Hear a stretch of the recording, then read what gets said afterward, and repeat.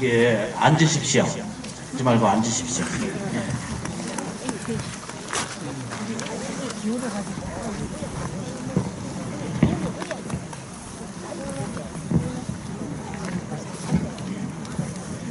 앉으십시오. 국장님들께서는 편안한 자리에 좀 앉아주시기 좀 부탁드리겠습니다.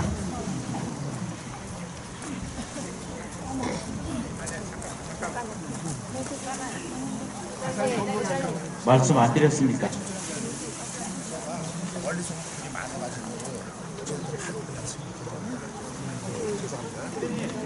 피디님, 어감 그냥 잡죠.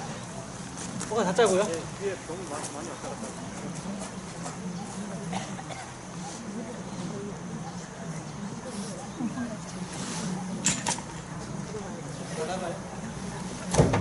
그냥 놔두세요. 제발 좀 놔두세요.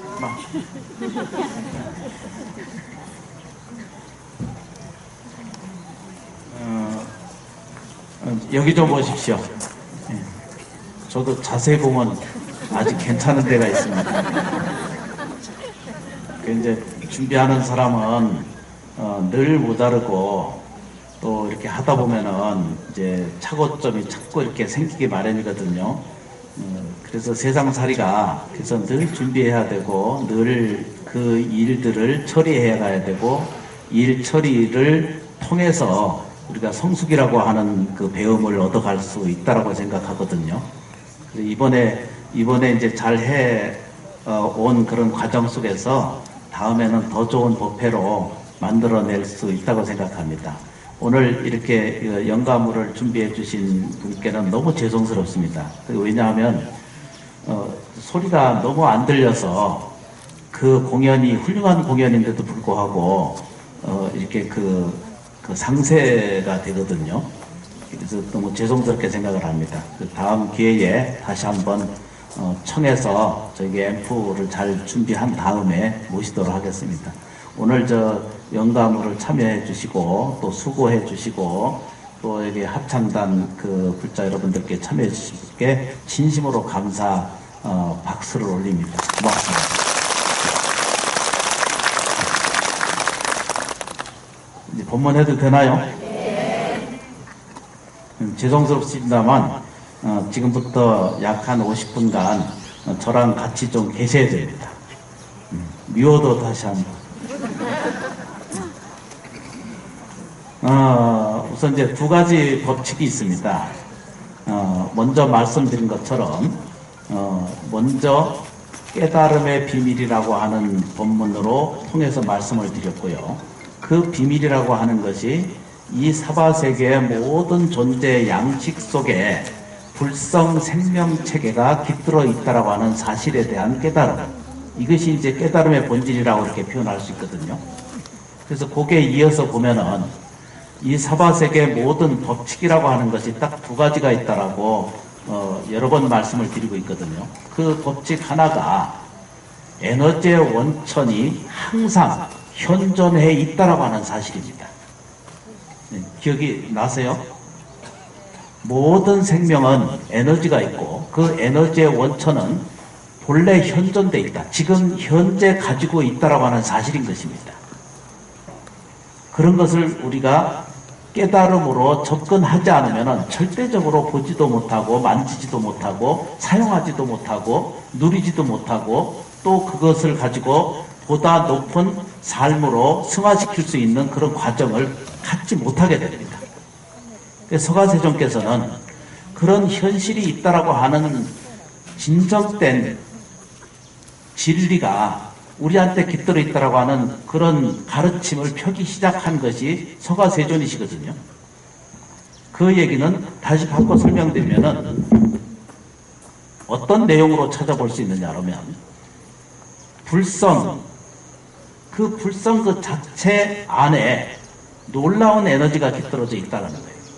에너지는 눈에 보이지 않지만 저 전기 속에 흐르듯이 또 자기장 속에 흐르듯이 우리 머리카락 속에도 세포 속에도 일체 만물 속에도 다 이 기운은 같이 보편적이면서 편제되어 있으면서 또 모든 사람에게 공통적으로 갖춰져 있는 것이 원천적인 에너지를 가지고 있다라고 하는 사실입니다. 근데 이런 과정 속에서 또 하나의 법칙은 같은 것을 같은 내용으로 불러들인다는 사실입니다. 그러니까 불교에서 설명하고 있는 내용은 너무나 간략하거든요. 고마워하면 고마워한 일이 고마워하는 발음이 벌써 센다. 고마워하는 발음이 이제 이게 완전히 왔다 갔다 합니다. 고마워하는 마음이 표현이 나타나는 것이 자기 현실로 나타나 있으니까 혹시라도 내 삶 속에 병고액난이나 불행이나 불화 속에 있거나 불행 속에 있다라고 하는 것은 어디선가 자기 생각에서나 자기 마음에서나 자기 분위기에서나 자기 언어 속에서나 그 어떤 곳에라도 자기에서부터 나가는 것이 자기에게 돌아오고 있다고 하는 법칙 따라서 그대로 자기 현실화가 이루어지고 있다는 사실을 이걸 깊이 자각할 필요가 있다는 거예요. 그래서 우리한테 지금 부딪혀 있는 모든 어려움이라고 하는 내용은 실제로는 어떤 내용이에요? 보다 나를 깨우치게 하고 나를 성숙시켜 주죠. 그런데 물질적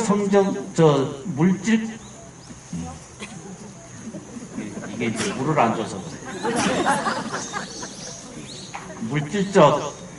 물질적 토대의 성장이나 또는 우리가 살아가는 환경에 대한 개선점 이런 것도 사람한테 성장이라고 말할 수 있지만 근본적으로 원천적인 에너지를 깨우치는 것은 서가세존께서 설명한 내용이 법신이 우리에게 깃들어 있다라고 하는 사실에 대한 답이죠.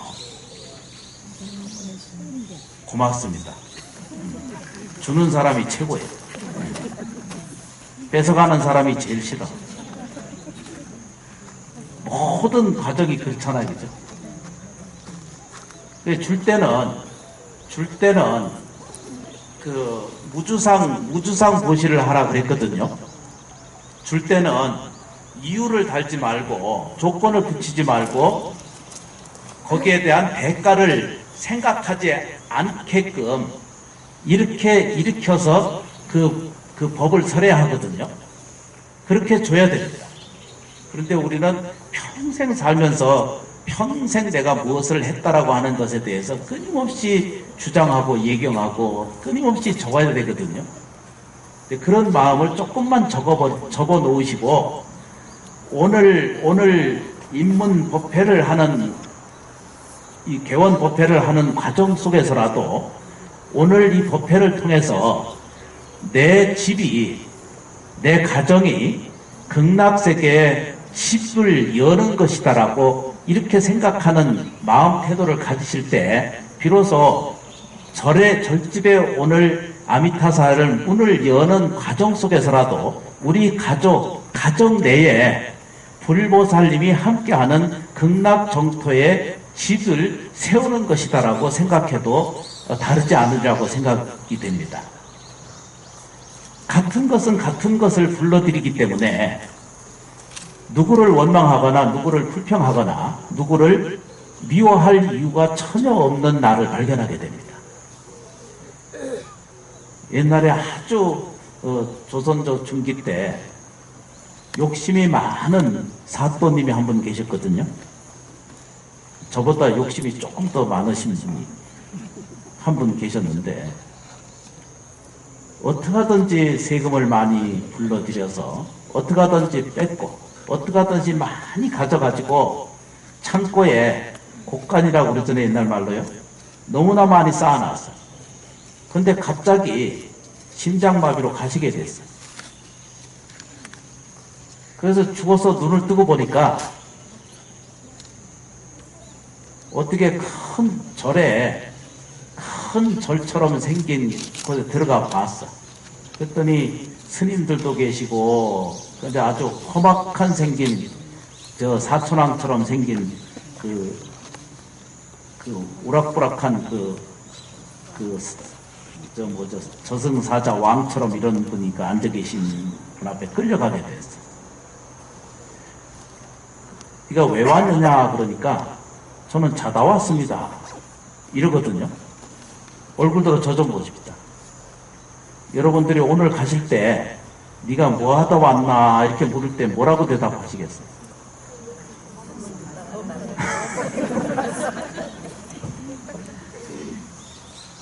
돌아가신 다음에요. 법문 들어왔습니다. 이러면은 엄청난 공부가 된 거예요. 언젠가 우리가 잠을 자잖아, 그죠?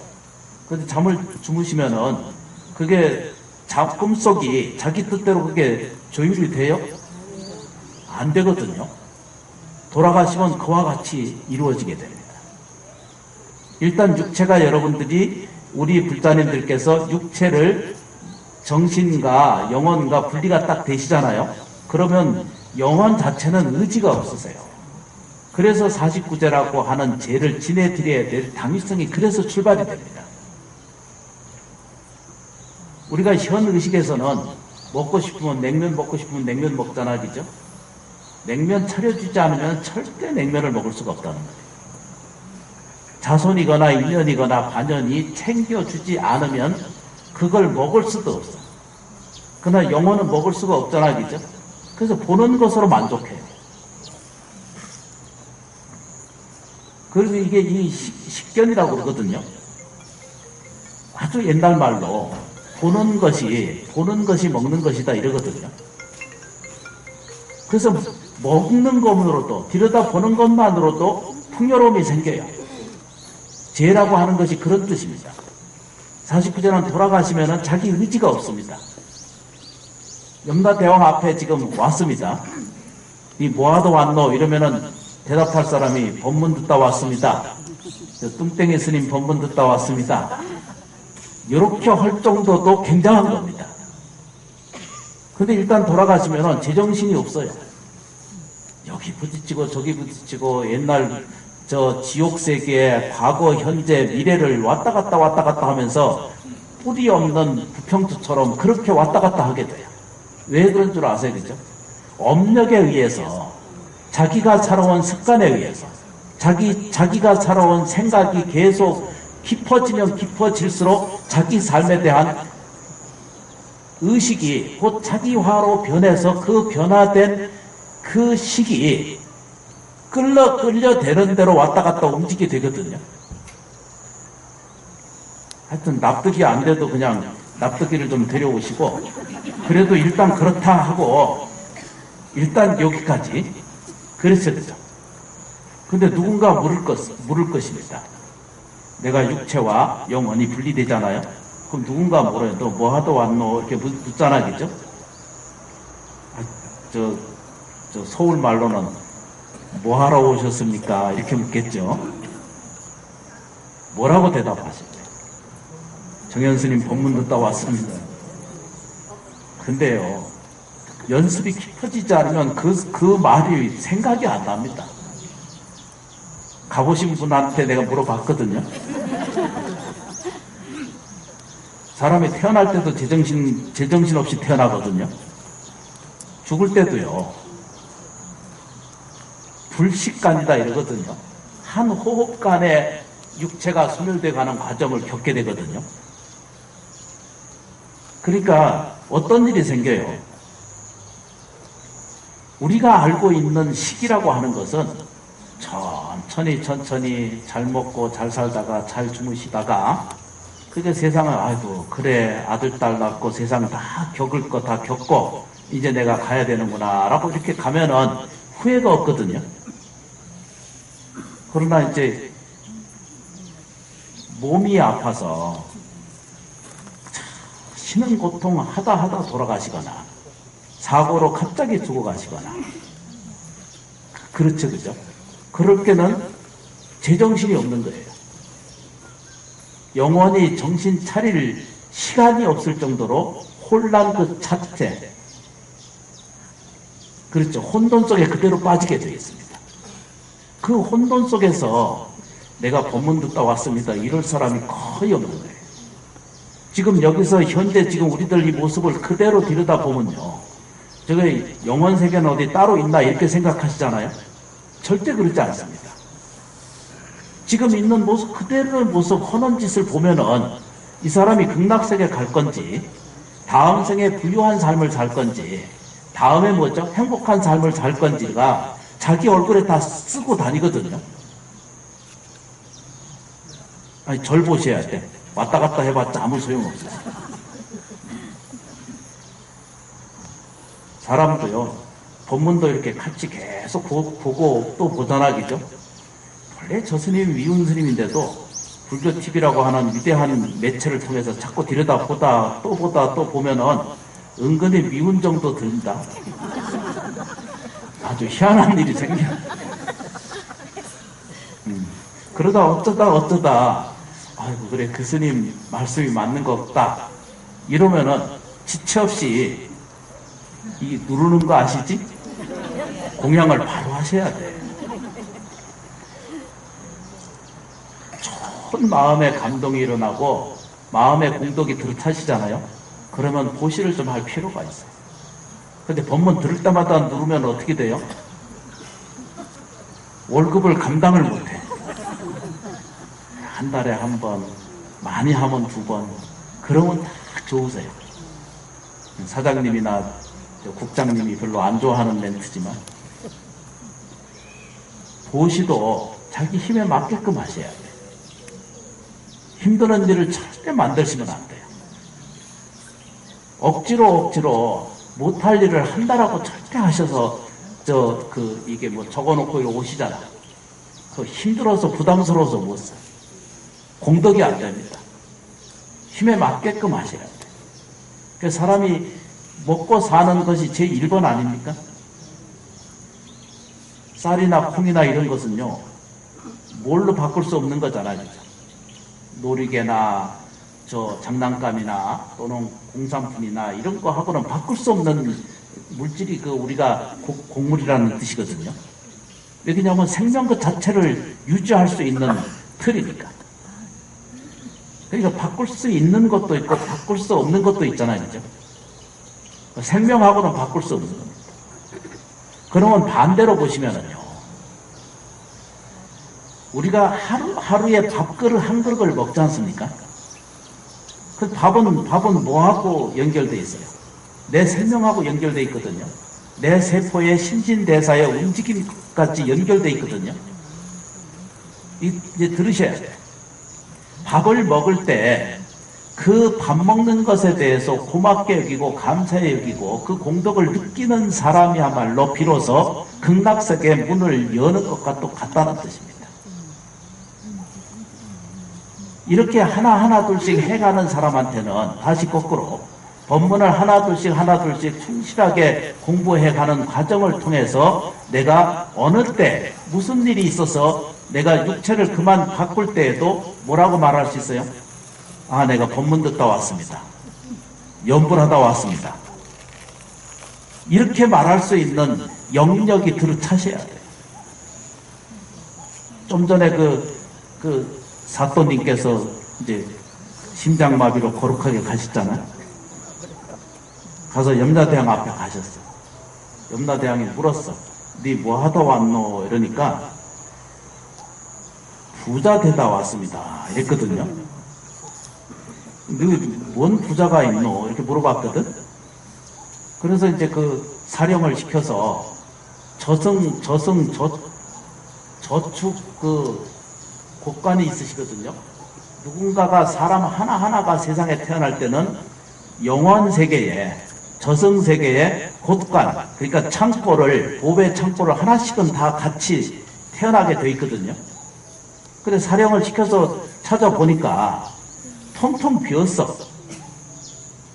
왜 비었노? 왜 이게 비었나?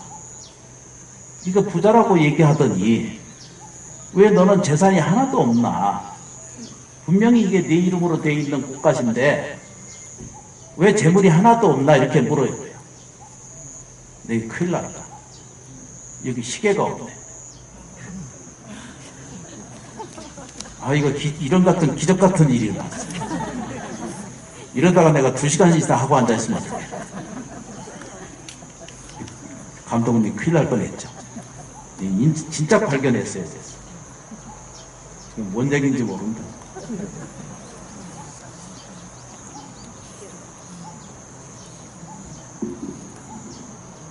누군가가 물 달라고 그랬더니 진한 커피 주셨어. 정이 많으신 거. 그러다 여기 좀 보시고. 그 곳간에, 자기 영혼 곳간에 재물이 없어야 되죠. 근데 거기 그 영혼의 곳간 속에는 뭐가 돼 있다고요? 재물을 쌓으려면 어떻게 해야 되냐면, 첫째 밥을 잘 먹어야 돼. 먹을 때 고맙게 먹어야 돼. 먹을 때 감사할 때 먹어야 돼.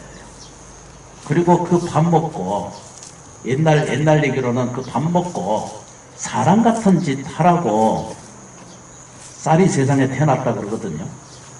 근데 그 귀한 쌀을 먹고 하물며 다른 생명을 걷어들여서 그 자기 삶을 세포로 바꿔가는 과정 속에서 소든 개든 돼지든 먹고 나서 온갖 발광을 하다가, 그러니까 그렇게 살다가 가버리게 되면은 영원 창고에는 아무것도 들어차 있지 않다는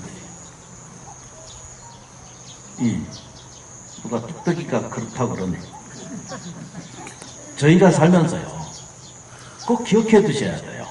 사람이 태어날 때 창고가 반드시 하나 태어나게 돼 있거든요. 근데 이걸 안 믿는 거예요. 그래서 평생 재물을 쌓아. 근데 그 재물은 절대 남아있지 않거든요. 그 재물 속에서, 고맙습니다.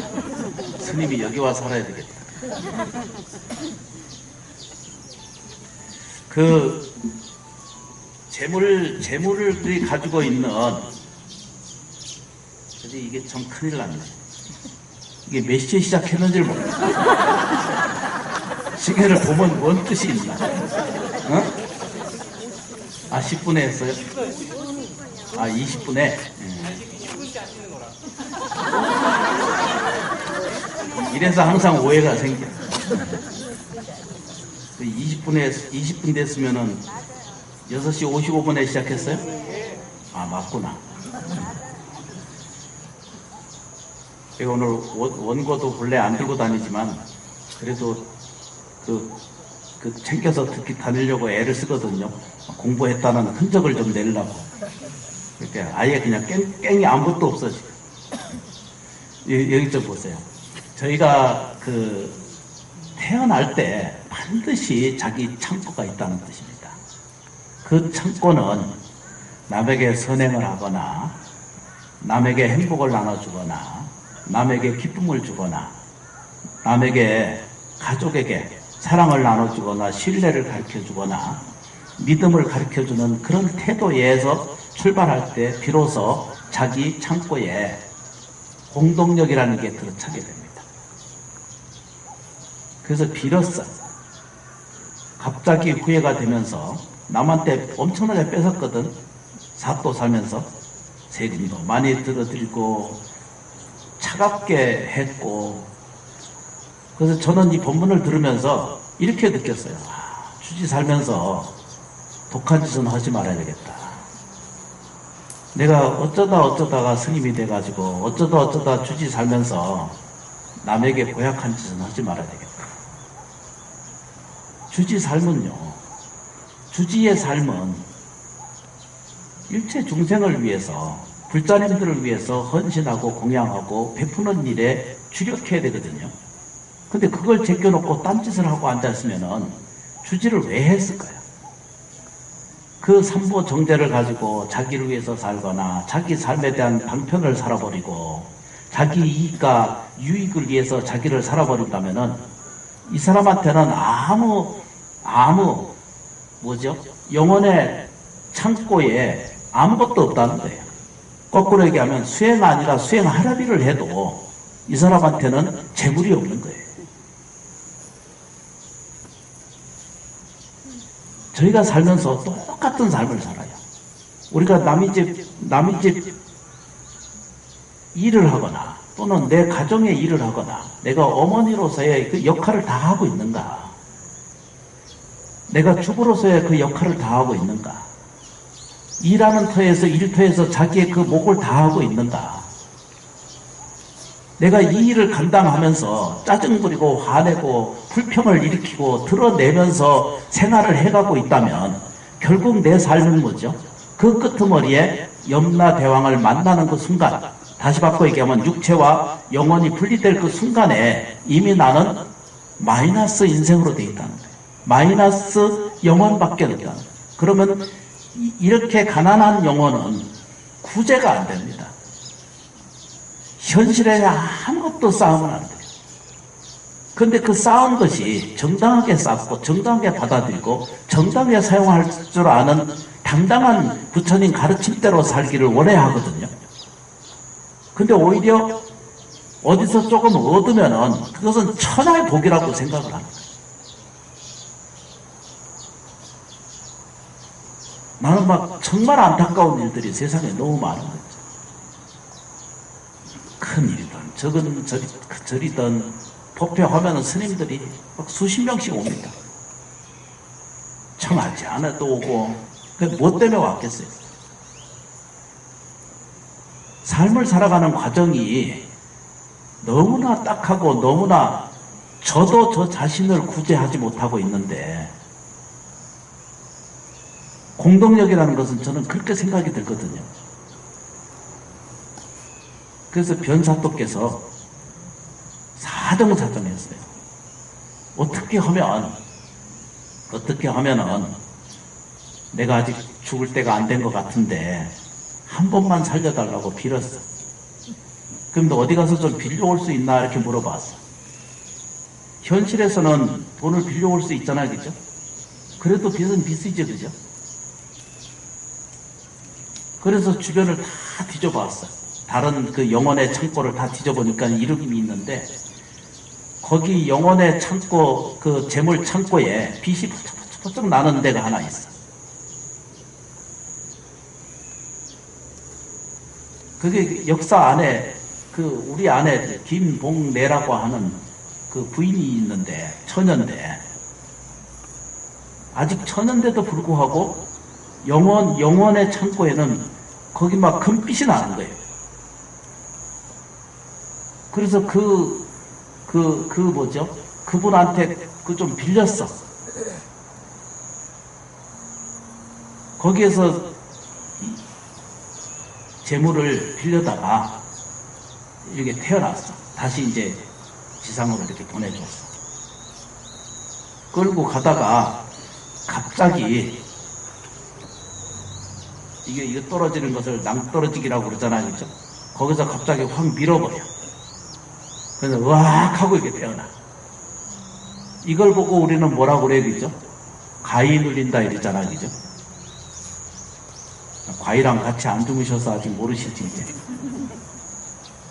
그걸 과일 눌린다고 그래요, 그죠?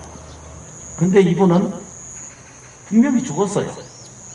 장례 지내는 동안 악 하고 소리지고 일어나버려. 그래서 빚진 것을 찾으러 가. 뒤져서 가서 그 처녀 남이 집에 일하는 그것도 뭐 상가 같은 이런 주먹 같은 이런 데서 허드렛 일을 하는 어린 처녀라. 근데 몰래 가서 가보니까 마음 쓰기가 자비로운 거예요. 부처님 가르치기 전에 뭐라고 그래요, 그죠? 태생적으로 자비로움이 있어요. 여기 좀 보세요, 그죠? 우리가 매일매일 사는 것은요, 다 풍요롭게 살기를 원하거든요. 다 행복해지기를 원하고요. 다 복력 있는 사람으로 살기를 원하거든요. 서가세조는 이렇게 가르칩니다. 정말로 내가 부자로 살고 싶으면은 자비로움을 가지고 살아라. 자비로움을 실천하면은 손해납니다. 이런 사람이 있거든요. 절대 그런 법이 없습니다. 세상에 그런 법칙은 세상에 없어요. 자비롭게 대하세요. 내가 장사를 하고 있으면 오는 손님에 대해서 자비롭게 하세요. 뿐만 아니라 자기 후원 이 식당 뭐 요리실, 또 이렇게 그 서빙 해주는 이런 분들 절대 무시해서는 안 됩니다. 절대 뭐죠? 불편을 일으켜서는 안 된다는 뜻입니다. 그게 첫 번째 우리 덕목입니다. 자비심이 자기 세포 하나하나에 심어 들어갈 때 과정이 그런 것을 겪어가면 갈수록 우리들의 삶은요, 부자가 되지 말라고 해도 부자성이 돼갑니다. 그렇죠, 그죠? 사랑을 나누면 사랑은 배가 된다 그러잖아요.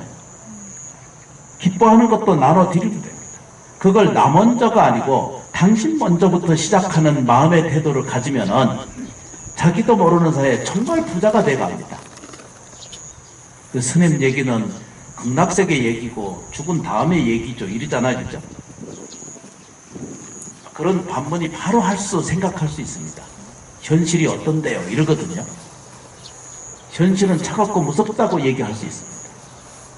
그러나 정말로 내가 좋아지게 되고, 정말로 내가 사랑스러운 존재가 되고, 정말로 내가 행복한 삶에 대한 이 피부감을 느끼고 살게 되시려고 하려면 철저하게 부처님 가르침 따라 자비스러운 마음의 태도를 가지세요. 정말로 자비로운 마음의 태도를 가지셔야 돼요. 그리고 그 자비를 실천하셔야 돼요. 자비 실천이라는 게 어떻게 이루어져 갈까요? 정말 자비로운 것은 연민을 가지셔야 돼요. 내 남편이나 내 아내나 내 자식이나 내 하나의 작은 공동체 그 자체가 연민으로 자기에게 넘쳐나셔야 돼요. 연민한 마음을 자기가 가지면 가질수록 내가 부자로 삽니다. 내가 넉넉해지는 삶에 대한 문호를 열어갈 수가 있습니다. 내 삶이 정말로 아름다워지고 정말로 싱그러운 자기 삶에 대한 태도를 갖게 됩니다. 지금 내가 죽어봐야 할지 이런 분이 있거든요. 그거를 미리미리 좀 알고 싶으면 조금 일찍 가셔도 돼요. 일찍 가도 내 안 말려요. 그런데요, 자기 업을 자기가 다 상세하지 않고 끊임없이 반복적으로 마이너스 업을 자꾸 쌓아가는 어리석음 속에 산다면은 우리는요, 주지를 아무리 좋은 곳에 살아도 그 주지 역할을 제대로 못한 삶과 똑같아요. 주지를 왜 했을까 이럴 정도로요. 대통령은 왜 대통령을 하고 있었을까? 국민에게 이익되지 않는 대통령은 무슨 의미로 살고 있을까요? 이것은 우리들의 모든 질문이거든요. 그럼 결국 개인적으로 돌아오면은 우리 가정, 그리고 나 개인에게 돌아오는 질문이 있죠.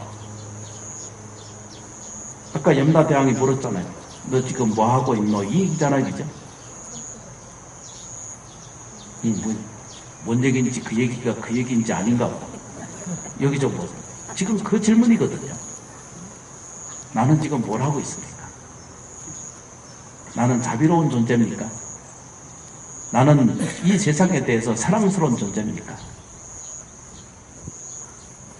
나는 남을 위해서 기쁨을 나누고 행복을 나누는 그런 마음의 태도에 결정적인 힘을 가졌습니다. 아까 말씀드린 처음으로 다시 돌아갑니다. 사람은요, 아무것도 없는 존재라고 말하지만 실제로는 원천의 에너지의 핵 그 자체로 가지고 계세요.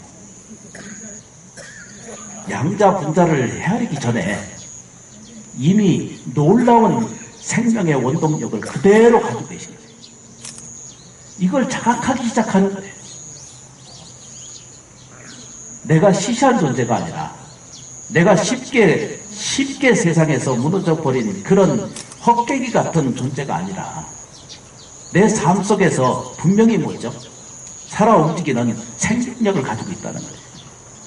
이에 대한 첫 번째 자각입니다. 자각 아시죠? 그죠? 스스로 깨달은 거예요. 그걸 우리가 없다, 부족하다, 모자르다. 그래서 뭔 일 생기면은 무슨 문제가 생깁니다. 아침에 오면서 라디오를 들었거든요. 앞차가 출발해가지고 이 정지선에 교통도로 그 건널목에 섰거든요. 근데 뒤에 있는 차 말고 하나 더 뒤에 있는 차가 와서 그 차를 받고 다시 앞차를 건드려 가지고 이 사람은 가만히 있는데 뒤에서 와서 이렇게 쳤어. 근데 자기가 모르는 차가 상당히 헌 거였나 봐요. 그래서 조금 상처가 나고, 그래도 아무 이유 없다고 이렇게 나갔거든요. 근데 아들이 뭐라고 그러냐면, 사고 났어? 그럼 병원에 바로 가야 됩니다. 병원에 가면 돈 나옵니다. 요즘 세상에 희한한 세상이 됐어요. 어디 가서 상짝 부딪히잖아요, 그죠? 그러면 이거부터 자꾸 나와.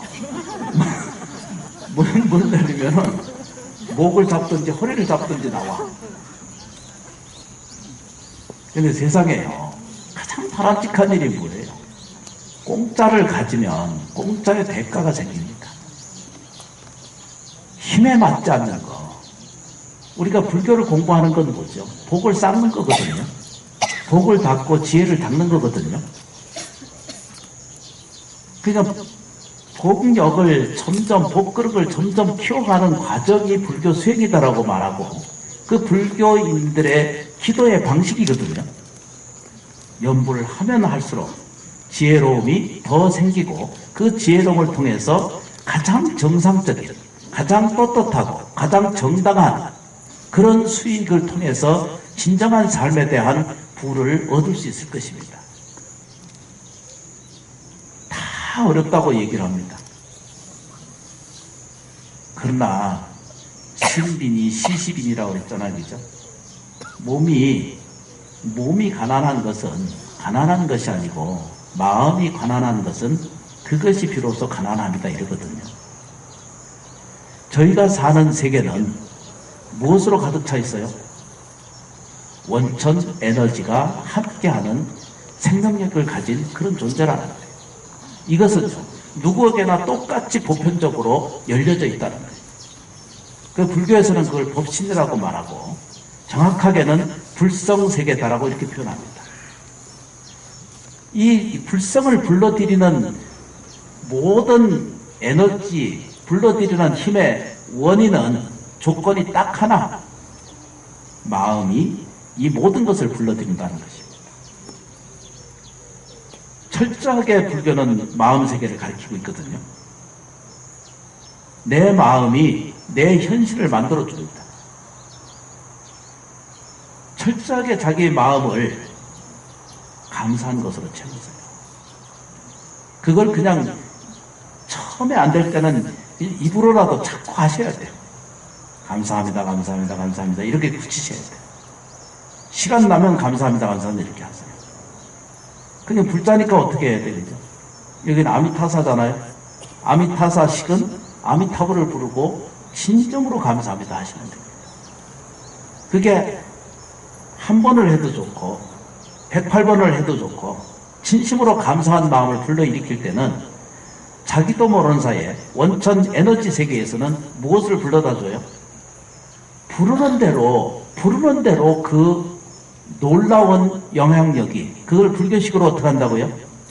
불세계의 가피지 묘력으로 현실 앞에 반드시 나타나는 모습을 갖게 됩니다. 그럼 어떻게 해야 되죠? 옛날이나 지금이나 우리가 부르는 건 뭐예요? 연불은 반복적으로 하죠. 지장보살 이렇게 부르죠. 남아미탑을 부르고 관세보살 이렇게 부르시죠. 반복적으로 집중적으로 하시죠. 그죠? 집중적으로 할 때 저 좀 보세요. 이렇게 눈에 보이진 않아도 전파 세계가 있거든요. 파장의 세계가 반드시 있거든요. 그리고 우리한테도 연파라는 게 있거든요. 연불은 그래서 하는 거예요. 실제로 해야 됩니다. 소리를 내서 하셔야 돼요. 다른 사람에게 피해 끼치지 않을 정도로 자기 소리가 자기 귀를 들을 수 있을 정도로 나직히 불러서 단호하게 해야 돼. 나무아미타불을 아주 진중하게 마음속으로 울 수 있도록 연부라고 가르쳐요. 나무아미타불 나무아미타불 이런 사람이 있어요. 입만 가지고 연부하는 사람은 안 됩니다. 뱃속을 불러들이세요. 움직이세요. 두 가지가 있다 그랬잖아요. 하나는 파동이 있고 하나는 진동세계가 있거든요. 시계가 이렇게 착착착착 하나씩 돌아가잖아요. 그죠? 그런 것처럼 생체 에너지가 이렇게 진동화 시켜서 움직여지고 있거든요. 우리가 뱃속은 아무 일도 안 하는 것 같지만 꾸르르 꾸르르 그 소리 나잖아요. 그죠? 매일 열심히 일하고 계신 거거든? 아닌가 보다. 내 배는 우아하고 아름답습니다. 천만에 온갖 것을 다 만들어냅니다. 이 우리가 사는 세계는요, 이게 파동의 세계와 진동의 세계가 있거든요. 근데 연불이라고 하는 것은 지극히 과학적이고 지극히 물리적으로 연불 수행에는 반드시 뭐죠? 위실력이 같이 동감되어 있다는 거예요. 근데 이게 문제는 뭐냐면요. 기도 수행하고 그럴 때는 편안한 마음을 좀 가지셔야 되거든요. 그리고 긍정적인 마음의 태도를 가지고 마음을 그렇게 열어가서 하셔야 되거든요. 그렇게 넘쳐들어오고 있고 그렇게 지켜지고 그렇게 뭐죠? 나누어질 수 있다라고 하는 세계가 같이 공동적으로 아까 처음 말씀드렸어요. 원천 에너지가 나한테 본질적으로 있다라고 하는 확실된 자기 자각점이 하나씩 생겨야 된다는 뜻입니다. 이렇게 하나 둘씩 해 나가실 때는 자기도 모르는 사이에 시간이 지나잖아요. 그죠?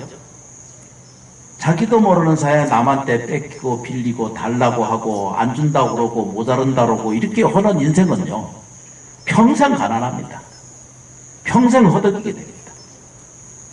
불교를 통해서 불교 TV를 통해서 오늘 이 자리에 오신 불자님들 통해서 가난은 면피라고 그랬거든요. 가난은 실제하지 않는 겁니다. 고난도 본질로 존재하지 않는 거거든요. 근데 자기 그림이, 자기 마음이, 자기 언어가, 자기 생각이, 자기 형태를 만들어서 내 인생은 불행하다라고 하는 껍데기를 확 뒤집어 쓰고 사는 거거든요. 그러니까 자기 스스로 자기 업을 뒤집어 써서 그 옛날 말로는 뭐죠? 다음에 태어날 때는 소 껍데기를 뒤집어 쓰고 나서 소로 태어난다 그러잖아요. 안 들어보셨구나. 이 시간 다 됐나요?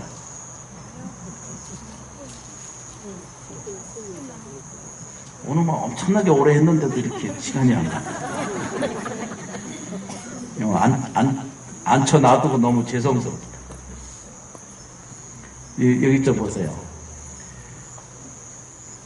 우리가 사는 세계가 그렇게 만만하지 않은 거 아시죠? 만만한 인생이 한 사람도 없다는 걸 봤어요. 그런데 왜 그게 자기 원대로 되지 않는가를 자세히 살펴보니까 탑착하고 있는 거예요. 절대 마음을 놓지 않는 거예요. 엉울진 것도 절대 놓지 않고 억울한 것도 절대 놓지 못하고 그러니까 철저하게 용서하는 마음이 우리한테 깃들어져야 해서 그게 해소가 되고 또 앞으로 나가는 길이 생길 텐데 지나가는 것에 그걸 보니까 자세히 이렇게 느껴보면은요 추 달아놓은 것처럼 업력이 자기를 딱 붙들고 앉아있는 것을 똑같이 우리가 알 수가 있습니다. 그래서 그 무게 때문에 오늘 개선될 일을 아직까지도 붙들고 있다는 거예요. 아까 여기 복연 목사님께서 말씀하신 것처럼 그냥 여기 내려놓고 가세요. 터도 넓고 법당도 잘 지어졌고 이런 좋은 곳에 아이고 내가 미안해서 이거 못 내려놓고 갔습니다. 이거 하시면 안 돼. 그냥 마구 내려놓고 가시면 부처님은 알아서 내 안에 깃든 불성이 우주 전체에 편재되어 있는 불성의 힘이 아까 뭐라 그랬죠? 그죠? 같은 것은 같은 것을 불러들이는 법칙이에요. 하나는 존재성이고 하나는 뭐죠? 입금의 법칙이 있거든요. 그래서 연불을 하게 되잖아, 그죠? 연불은 글자 그대로 부처님을 부르는 것과 똑같은 거거든요. 그러니까 불상을 잘 보세요. 와서 잘 보시라고. 절에 갈 때마다 보시라고. 거기에 걱정, 근심 있으시던 불상이 있던가요?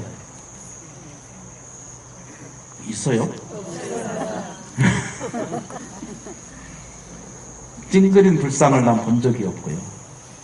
근심 안고 있는 불상을 본 적이 없습니다. 만일 있긴 있어. 그게 뭐죠, 그죠? 고행상, 이 내천을 이렇게 그리고 앉아있는 그 불상을 그 모신 사찰이 있거든요. 절대 그 절에 그 부자 안 됩니다. 인상 쓰고 계시기 때문에. 이해되세요? 나무아미타불. 앉아 계시기 힘드니까 여기 좀 보세요. 그러면 80종호라고 그랬거든요, 부처님 상호는. 관세음보서 32영신이라고 그랬잖아, 그죠? 내천자 꽉 그리고 앉아있는 부처님 만나면은 이 복이 생길까요, 안 생길까요? 인생 바글바글, 인상, 발음이 막 셉니다. 인상이 찌그려가지고, 굴독이랑 비슷하게 닮아가지고, 푸득푸득 이러고 앉았으면은, 그 복이 있을까요? 복이 어디서 생길까요? 입을 열면은 불평, 입을 열면은 그 원망.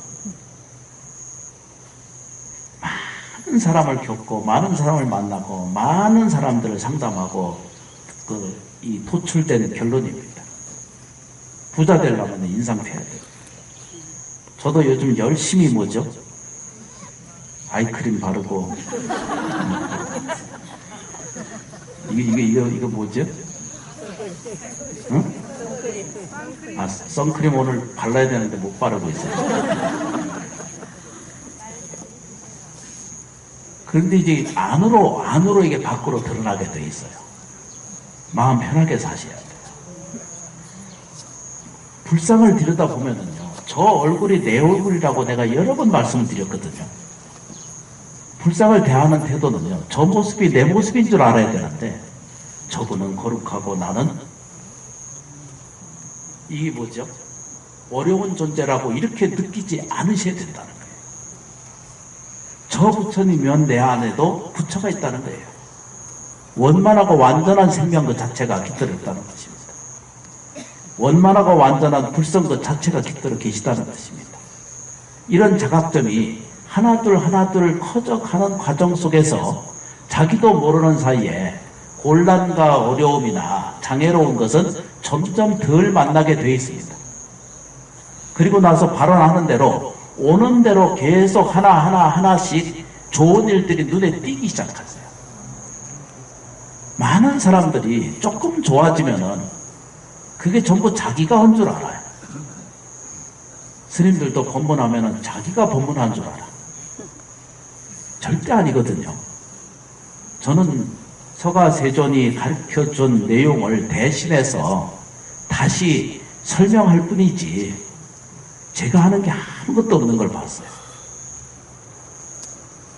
이렇게 마음의 태도를 조금만 하심으로 나누고 마음의 공동력을 갖는 그런 태도를 가질 때 비로소 우리들의 삶 속에는 하지 말라고 해도 좋은 일은 챙겨지고 불안하고 불편한 일들은 생하지 않는 거예요. 근데 우리는 이 믿는다는 마음의 형성을 해갈 때 이상하게 형성을 하거든요. 자기가 안 된다는 생각이 먼저 깔고 시작하는 게 기도거든요. 이거부터 바꾸셔야 돼요. 이거를 보고 뭐라고 하냐면 원천을 바꾸기 이렇게 표현해요. 이해되시죠? 그죠? 원천이 어디서 이렇게 묻잖아, 그죠? 그런데 자기 삶을 봐요. 이게 원천에서 어디서부터 뒤집혀져 있는가를 보셔야 돼요.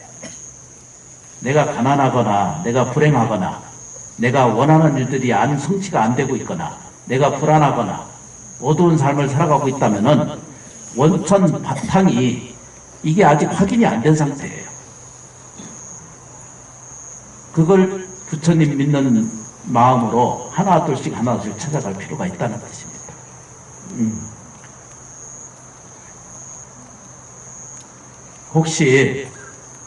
혹시라도 여기 모란공원 뒤쪽에 이게 극락세계가 여기 하나 있거든요. 자세히 살펴보니까 이 터가 그렇게 극락세계, 이 법당에서 서쪽을 향해 있고요. 인연 지은 분들이 기도하시는 대로 원성취가 이루어질 것입니다. 오늘 한 분 한 분이 다 참여하신 모든 불자님들께서 또 마음으로부터 모든 억울하고 분함을 내려놓으실 때 오늘 죄는 그대로 이루어지리라고 생각을 합니다. 참여해 주셔서 진심으로 고맙고 감사합니다.